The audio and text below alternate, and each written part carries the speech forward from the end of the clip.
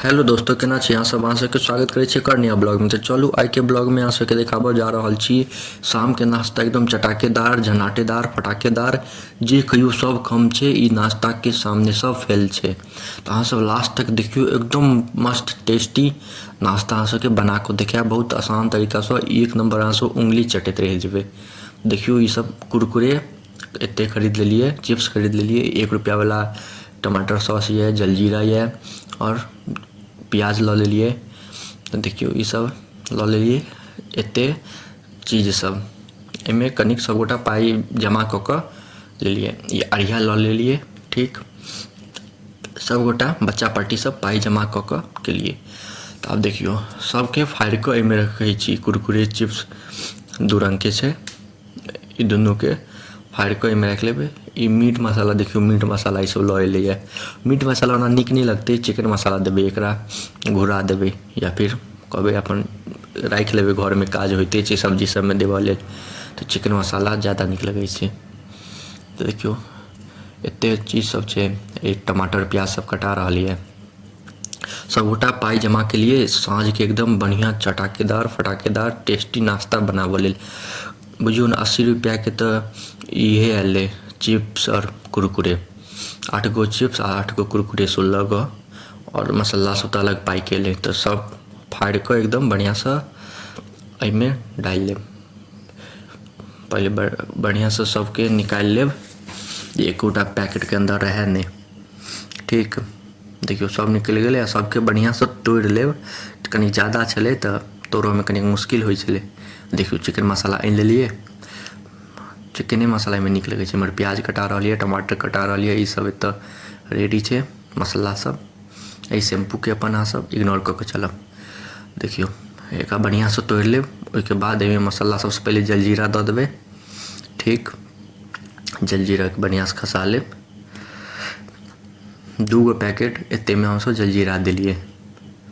देखियो पूरा जलजीरा खसा लेब। ओहिके बाद एहिमे चिकन मसाला डालि देबै। 5 रुपया वाला पैकेट पूरा चिकन मसाला डालि देलिए। ई नाश्ता बनाबऽ में तो हम माहिर छियै। हमरा से बढ़िया नाश्ता ई नाश्ता केओ नहीं बना सकै। तते नाश्ता बनेलिए ना हम बता नहीं सकै छी। अभी की कहै छै ओकरा, मिर्ची पाउडर आबि गेलै राजू के ये। ई दोस्त तो आयल छै मतलब, तो ओकरा तो जे छलै। अब देखियो 1 रुपया वाला टमाटर सॉस सब डालि रहल छी। 10 गो टमाटर सॉस आनलिए 1 रुपया के, 10 रुपया के आनलिए 10 गो।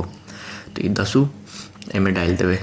देखियो एक के साथ जे सबगोटा बहुते बच्चा सब छै, मतलब ओहिमे सबसे पैघ हमही छियै। हम ऑर्डर देलू और सब अपन आदेश के पालन केलक। तो हम वीडियो बना लेलू तो आसानी से वीडियो बनि गेल। देखियो सब एक साथ जे काटते तो कते एक नंबर लागत। आब देखियो चारों बगल से बहुत, एहिमे हम सबसे सीनियर हमही छियै, सब बच्चा पार्टी सब छै। सबगोटा पाई जमा कऽ कऽ खेली, अथी के कहै छै खरीदलिए। और शाम के नाश्ता एकदम चटाकेदार बना रहल छी। हम सिर्फ ऑर्डर दऽ रहल छी कियाकि हमरा सबसे मस्त अबै छै बनाबऽ। देखियो एहिमे अथी दऽ देलिए टमाटर सॉस।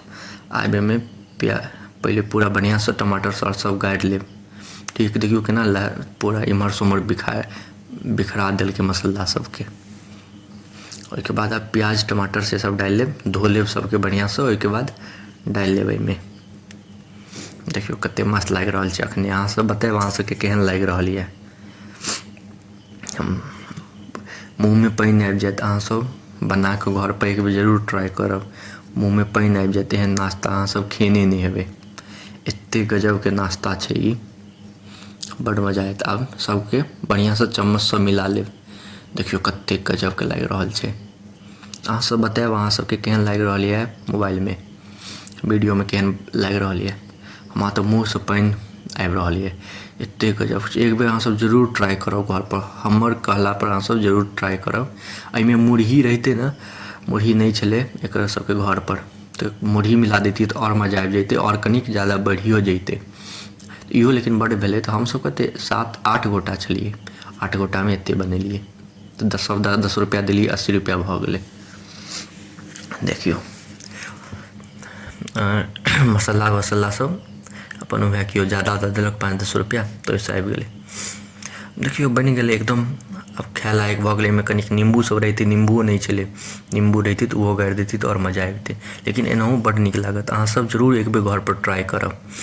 तऽ बतायब अहाँ सबके केहन लागल। एतेक देर तक देखयके लेल अहाँ सबके धन्यवाद।